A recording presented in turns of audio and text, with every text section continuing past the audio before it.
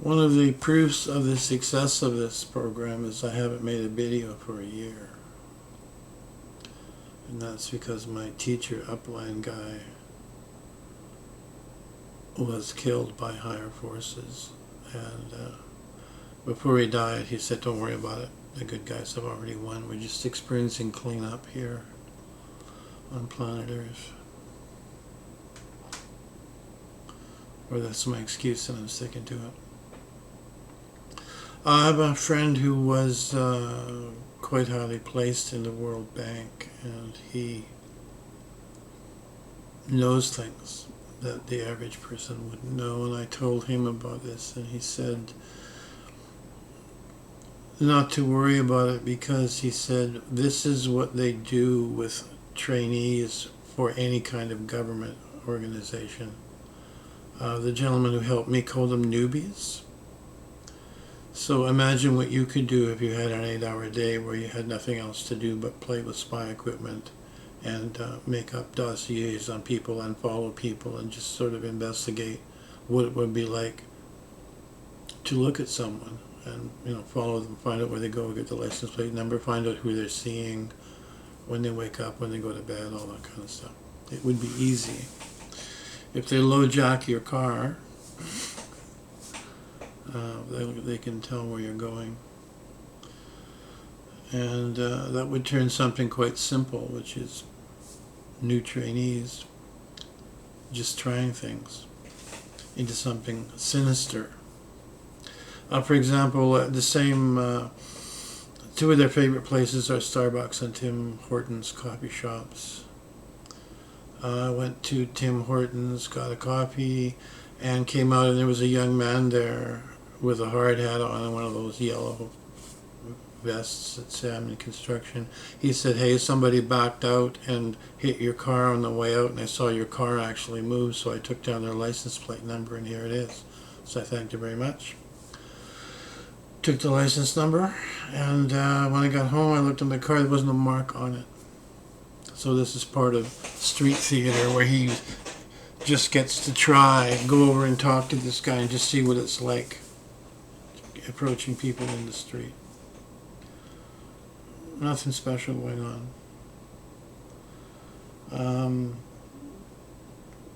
I've had a few other silly events happen like that. But I've obviously come to the attention of somebody. I don't have CDs or books for sales. I'm not on tour lecturing, so I don't think I'm as big a threat as someone like Carrie Cassidy or David Icke or anybody with a book to flog. But not reaching that level, I'm a minor irritant and a training ground for newbies, possibly. The man who came to help me is quite a hard case. He thought he had electronic implants, government implants in his brain and his knees, and he seemed to be, if you looked at the guy, you'd say he was homeless. And if you look at the videos about gang stalking, people usually wind up broke and almost homeless because everyone thinks they're crazy, and they are experiencing something. So he was a prime example of that. And he, I make a magnetic pulsar. It's an experimental lab piece, puts out a giant pulse of magnetism against a stationary magnet. You get a shearing effect. He wanted to know if my magnetic pulsar could stop his implants, so we tried that and nothing happened. Also tried a television degausser and nothing happened. So I think he doesn't really actually have implants. He has hypnosis that tells him he has implants.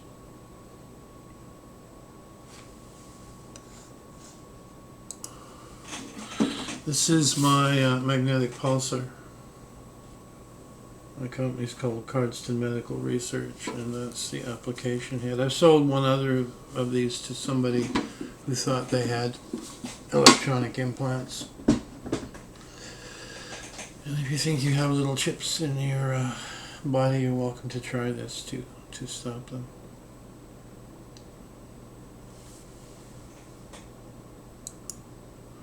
Some of the people complaining about this may actually be mentally ill or borderline mentally ill, but it can't be everyone, especially if you're into the exopolitics business. So people are complaining. There is voice-to-skull technology using microwaves, which you can research quite quickly on the net. It does exist. They've had it for a long, long time. So you could be hearing voices in your head.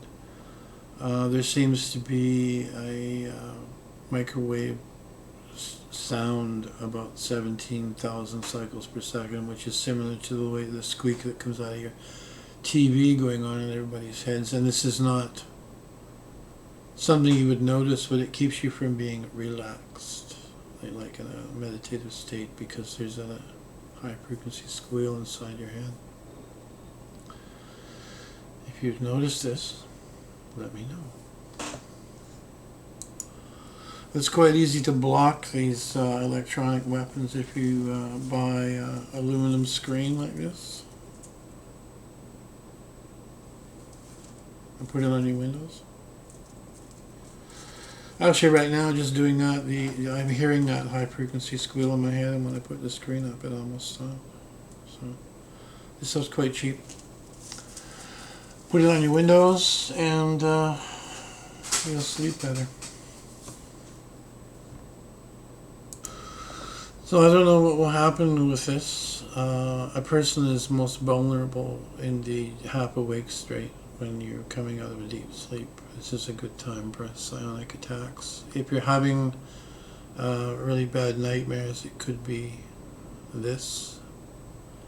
And dreams in general don't have any meaning. I know there's a whole world of dream analysis, but the imagination machine that a human has operates at 1.2 million times faster than your intellectual mind, so of course it's able to concoct these fabulous scenarios for your enjoyment, and that's all it is.